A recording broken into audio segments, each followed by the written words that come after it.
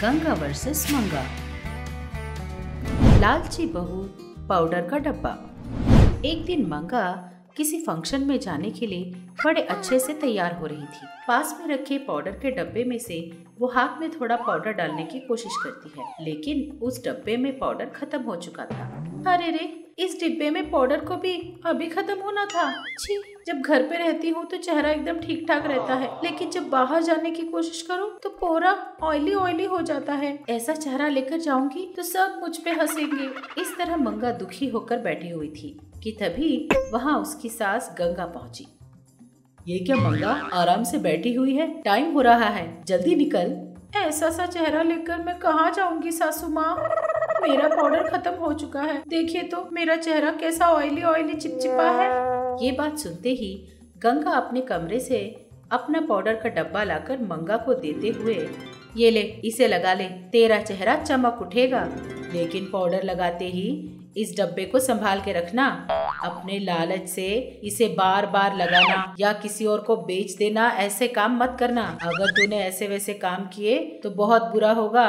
अरे अरे, ठीक है सासू माँ, मैंने कभी आपकी बात मानी नहीं है क्या? बातें तो तू बड़ी लंबी लंबी करती है, कभी मेरी बात सुनी भी है तू? तू मेरी बात नहीं मानती और मुझे आकर तुझे कुछ न कुछ बचाना पड़ता है। अभी तो पाउडर दीजिए, लगाकर देखने तो दीजिए कि कैसा दिखता है। इस तरह बोलकर मंगा पाउडर का डब्बा लेकर अपने चेहरे पे लगाती है। उस पाउडर को लगाते ही मंगा का चेहरा एकदम चांद जैसा चमक उठता है। आईने के सामने खड़े होकर अपने चेहरे को निहारते हुए वो अपनी सास से बोलती है, सासू माँ, कैसी लग रही हूँ मैं? आपका बहुत बहुत शुक्रिया सासू माँ, मेरा चेहरा चमक उठा है। तो अब फंक्शन जाकर आती हूँ। ऐसा बोलकर मंगा फंक्शन के लिए निकल जाती है।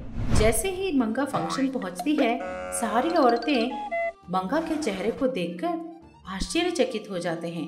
सब लोग उसके पास आ जाते हैं और उन लोगों में से एक औरत पूछती है, अरे मंगा, तेरा चेहरा तो एकदम चमक रहा है। तेरी खूबसूरती का राज हमें भी तो बताना। कितना भी खर्चा हो कोई परवाह नहीं, मैं देने को तैयार हूँ। तेरे चेहरे जैसा ना मेरा चेहरा भी चमकना चाहिए। ये बात सुनते ही मंगा के दिमाग में एक धांसू आइडिया आता है। मंगा मन ही मन खुश होते होते बाहर बोलती है, अरे वाह, लगता है अब ये वर्कआउट होने वाला है। अगर मैं अपनी सासू माँ का पाउडर का डब्बा लाकर इन सबको थोड़ा थोड़ा पाउडर बेचूंगी तो खूब पैसे कमा पाऊंगी। इस तरह मन ही मन सोचकर वो और आगे बढ़ती है। फंक्शन में जाते ही सारी औरतें मंगा का चेहरा देखकर उसकी खूबसूरती का राज मांगते हैं और वो लोग ये भी कहते हैं कितना भी पैसा खर्च करने को तैयार हैं, लेकिन उन्हें मंगा जैसा चेहरा चाहिए। ये बात सुनकर मंगा और भी खुश हो जाती है। फंक्शन खत्म होने के बाद मंगा अपने घर के लिए निकल जाती है। रास्ते में वो सोचने लगती है, अरे वाह, सासू माँ के दिए हुए पाउडर में कितना जादू है ना। फंक्शन में सब मुझे ही देख रहे थे। अगर मैं उस पाउडर को सासू माँ से चुरा लूं और इन सबको बेचूं तो मैं हजारों और लाखों पैसे कमा सकती हूँ। लेकिन सासू माँ को पता चल गया तो वो कभी नहीं मानेंगी। और अगर मैंने उस पाउडर के डब्बे को चुराया तो उस बुढ़िया को तुरंत पता चल जाता है। अभी से परेशान होने से क्या फायदा।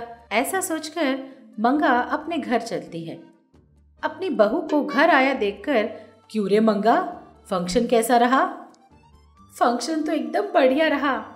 ऊपर से आपके दिए हुए पाउडर को लगाने की वजह से सब लोगों ने मेरी खूब तारीफ की है फंक्शन में। सासू माँ, क्या वो पाउडर मैं रोज लगा सकती हूँ?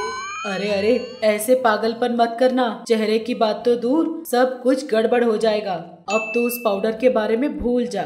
सास की बात सुनकर मंगा मन में सोचती है, ये बुढ़िया तो हमेशा ऐसा ही बोलती है, लेकिन मैं उस पाउडर से व्यापार जरूर करूंगी, ये तो पक्का है। उसी दिन आधी रात को जब गंगा गहरी नींद में थी तो मंगा चुपके से उसके कमरे में जाकर उस पाउडर के डब्बे को चुरा लेती है और उस पाउडर को छोटे छोटे पैकेट्स में भरकर रात में जाकर सभी औरतों के घर में एक एक पाउडर का पैकेट 200-200 रुपए के हिसाब से बेच देती है।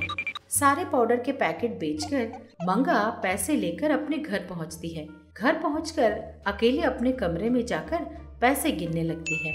वो पूरे 25,000 रुपए कमा लेती है। हाँ, एक दिन में 25,000 रुपए।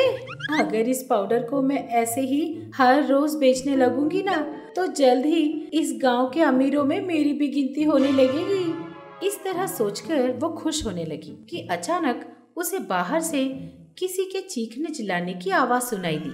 मंगा तुरंत दरवाजा खोलकर देखती है कि वहाँ 50 औरतें अपने काले काले चेहरे लेकर मंगा को चिल्ला रहे थे और उसे गालियां दे रहे थे।